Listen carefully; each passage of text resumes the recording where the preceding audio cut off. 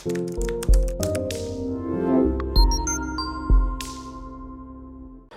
Niall, welcome back to Shamrock Park and congratulations on being appointed the new manager of Portadown Football Club. It's been a whirlwind 48 hours for yourself.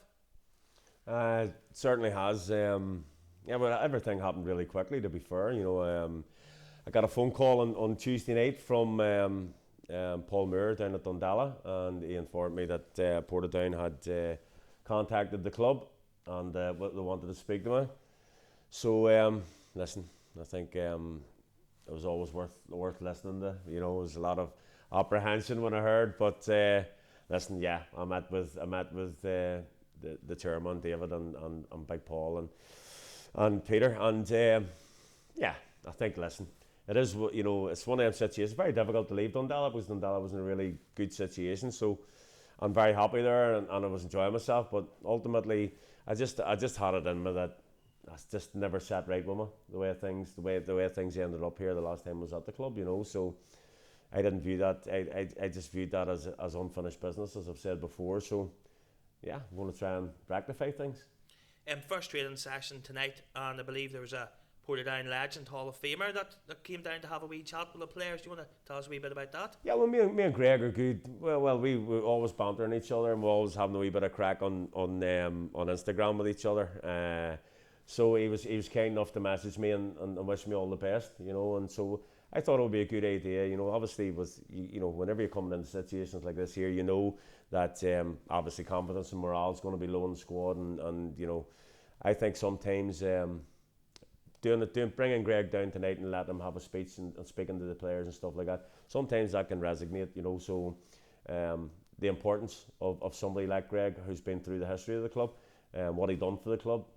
So I wanted to get the players to buy into how important it is for a lot of people this club, and I want them to care about playing for this club, and that's all it really was about. You give wonderful advice to the players. Hopefully, if it helps 2 or 3 of them understand things, well, maybe get an extra 5 or 6% out of them on a Saturday. But listen, the whole idea of it was, we want the players to care.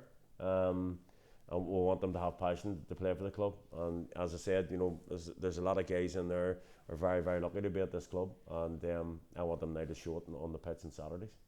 You brought your own backroom team with you, Clifford Adams and John McAllister. Do you want to tell us a wee bit about those guys? Yeah, I brought Cliffy whenever I got the Carrick Rangers job. Cliffy was actually scouting for Matthew Tippin. And the one thing I knew about Cliffy for a long time was when I was at Ballyclare, he was manager of Ballyclare as well. That was a fateful day that day was, but he's the best tapper upper in the country, I used to call him.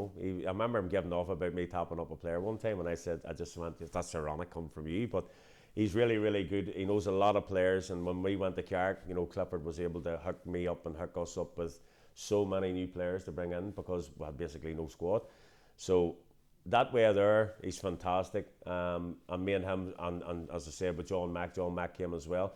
John Mack's turned into one of the best coaches in the country, in my opinion. Doesn't want for nothing. He's fantastic. And as I say, so we're close, but it's not a friendship thing. These guys challenge me. They consistently challenge me. They ask questions all the time. Ultimately, it'll be up to me, but I do take great advice from them, and they never ever put me too far wrong. But I think the difference is nowadays is that I'm my own man, and I'm a different person myself. So I'm feeling good and very excited by everything. Just turned 50 and all, as everybody knows. So I think there's a few good years left in the tank.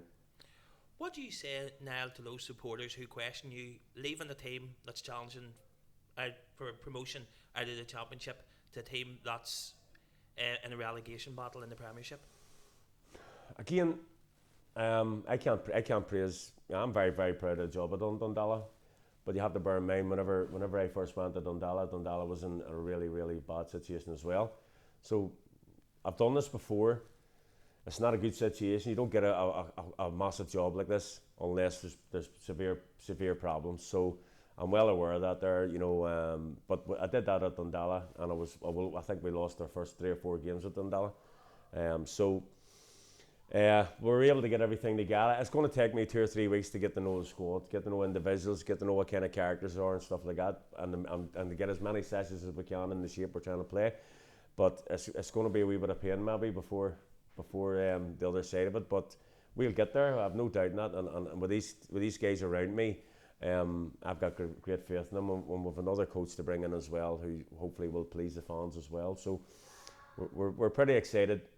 I think we're all Cliffy and John's like the cats that got the cream. Really, being at a massive, huge club like this here. I've told them I've been here before, and believe me, it's not always smiles and roses.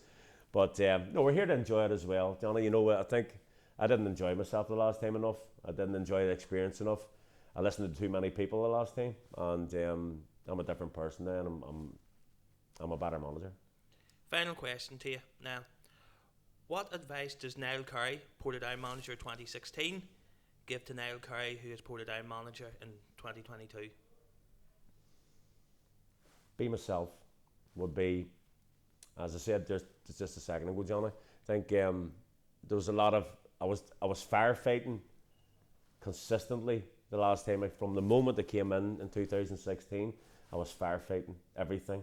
Players wanting to leave, not being able to sign pros, money problems, wages problems. I was firefighting everything. And then come the end of that season, you're sitting in a situation where nobody wanted to stay. You're sitting with one or two players signed. You're needing to bring in 16, 17, 18 players. So you're scrambling at everything. Thankfully, it's not the situation now. You know, there seems to be a decent squad here.